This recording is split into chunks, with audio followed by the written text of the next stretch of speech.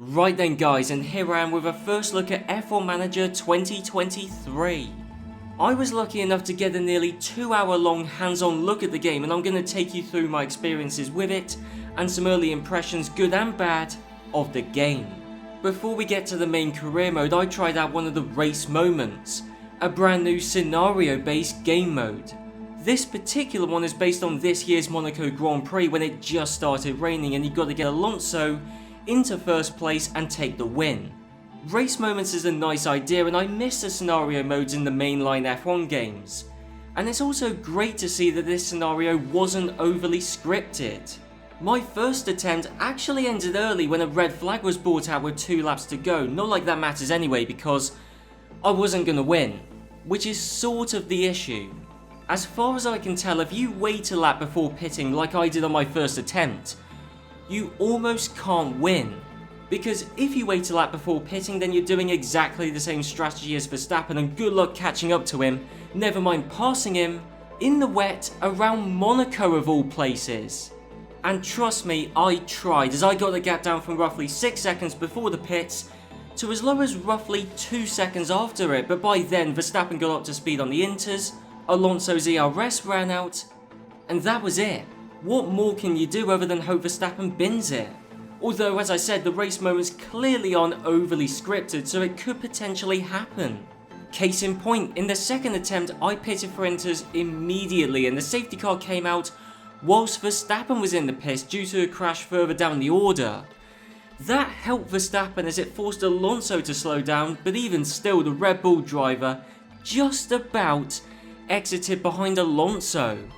From that point on, because it's Monaco, Verstappen was stuck behind Alonso, eventually dropped back by a few seconds, and that was it.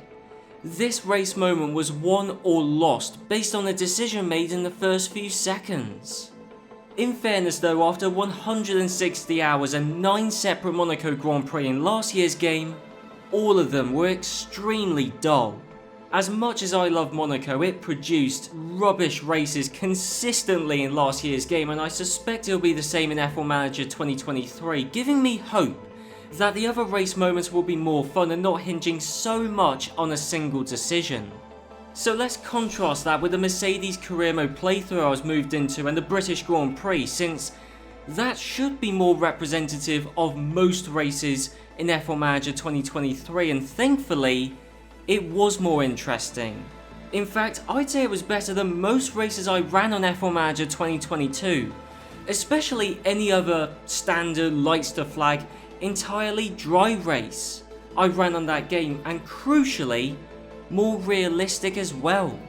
A mixture of grid penalties and changeable weather in qualifying meant Mercedes locked out the front row for the start of the race, ahead of Verstappen, although he got by Hamilton early on.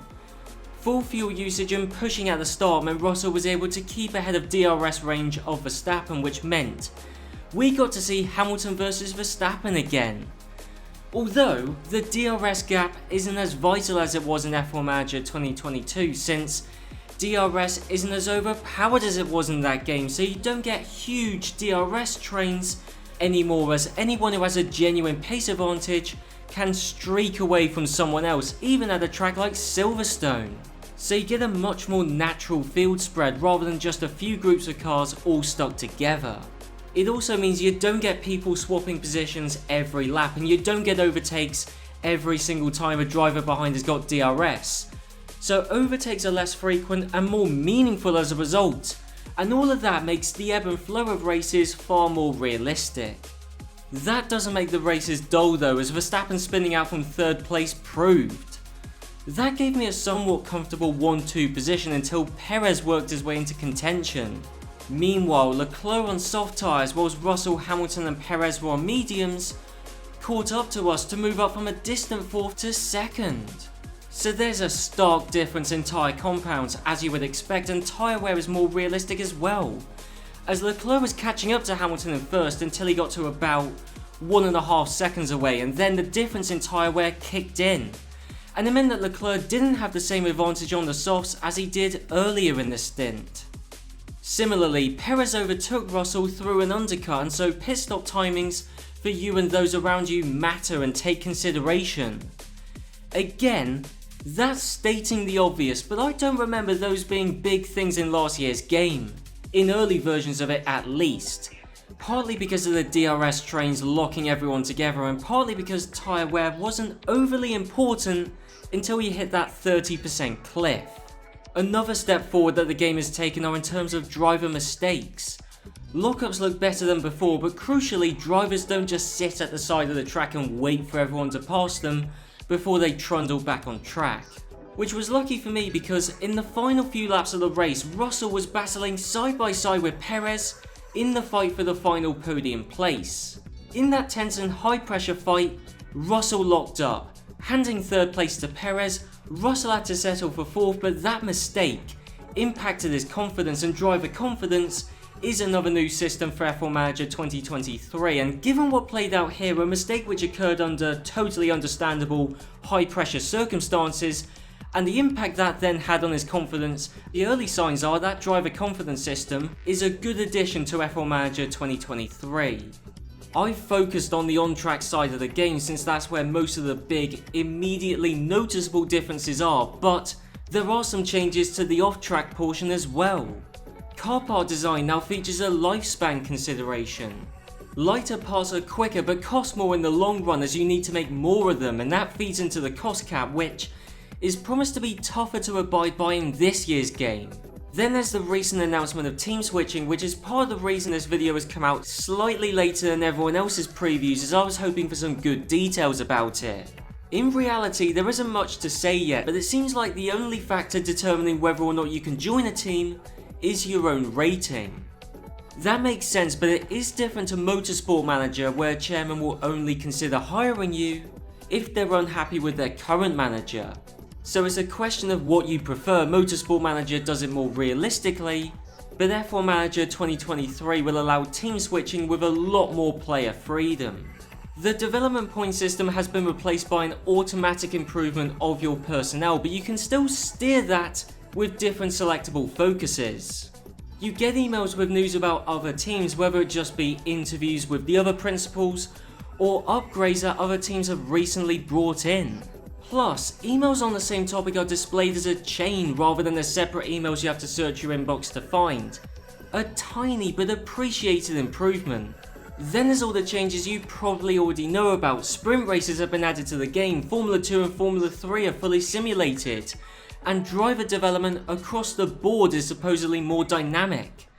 This was a glaring issue with last year's game, as everyone in F1, regardless of age or success, went up by 1 overall per year. In this year's game, there's also the ability to sign drivers either immediately or for the following season. A feature that should have been in last year's game, but it's great to see it introduced now.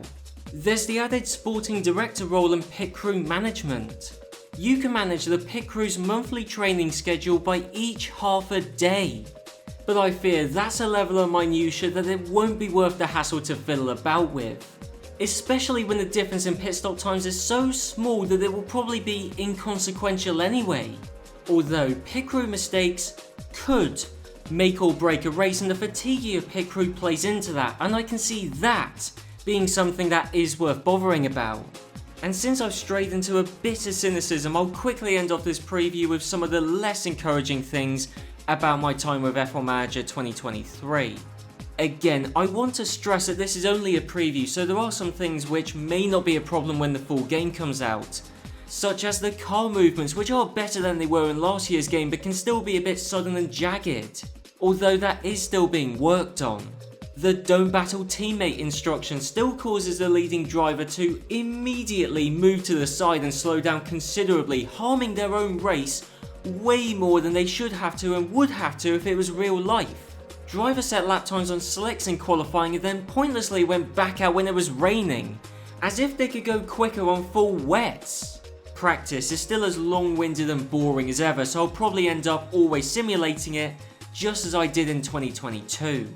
Also, you get the same spins at the same part of the track constantly repeated. I saw multiple drivers spin, but always at the exit of Aintree. They might look more realistic, but it's still the same immersion breaking issue as in F1 Manager 2022, when in that game the amount of people who crashed head on at turn 13 at Singapore went from funny to tragic to just annoying. In fairness though, now you get some relevant driver radio messages when they spin, which is a good addition. Yeah, sake. So, on the whole, F1 Manager 2023 is looking good, especially if those improvements that you need to play longer term to test, such as the more dynamic personnel development and stricter cost cap, work exactly as they should. Hopefully this video has given you an insight into F1 Manager 2023, but exactly how much better this game will be compared to last year's when it comes out, we'll have to wait and see.